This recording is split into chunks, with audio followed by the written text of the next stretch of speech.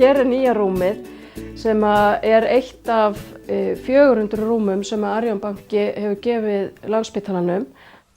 Þetta er eitt af þessum fótstignu rúmum sem er allt og mikið af starfseminni hjá okkur ennþá og við ætlum að losa okkur við núna.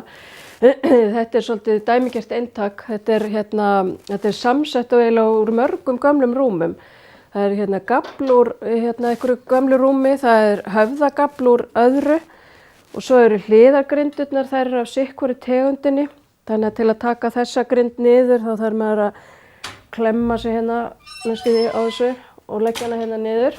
Sjúklingarnir geta ekki hjálpað sér sjálfir með rúmið og þeir bara geta meitt sig á því. Þessi rúm eru hönnuð með öryggi starfsfólks og sjúklinga í huga alla leið. Þá eru þau sem sagt með á 4 hjólum og svo eru þau með 5. hjólinu sem er stýrihjól sem gerir það að verkum að þau renna ótrúlega vel og það er ekkert mál að vera einn að keyra svona rúm með sjúklingi í. Það er verið að flytja sjúklinga hér gangana og í lyftunum allan daginn. Það er verið að fara inn á skurðstofu, sækja fólk á vöknun, fara inn á gjörgæslu, komið fólk frá bráðamóttöku. Það er gríðarlega miklir rúmaflutningar. Ég held að þetta breyti mjög miklu. Þau eru svo hreyfanleg og auðveldara að sinna sjúklingunum. Og það er til dæmis innan á hliðargrindunum.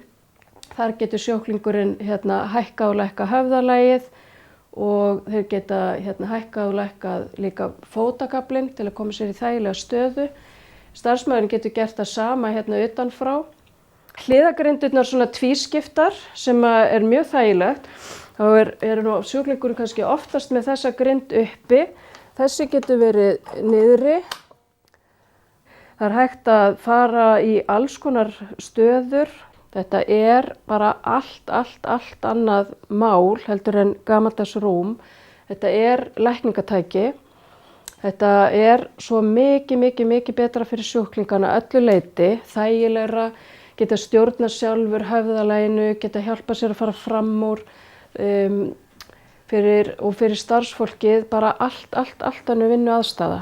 Þetta tekur 185 kílóa manneskju og sem er gott fyrir okkur að það er hægt að lengja það alltaf 30 cm. Fyrstu rúmin koma inn á spítalann fyrstu vikunni í nóvember. Þau fara fyrst inn á Landakot og svo inn í Fossvog og svo koll á kolli. Þar til að öll 400 rúmin eru komin á sinn stað. Vonandi bara fyrir lok febrúar verður allt komið í heila höfn. Þetta verður dálítið spennandi.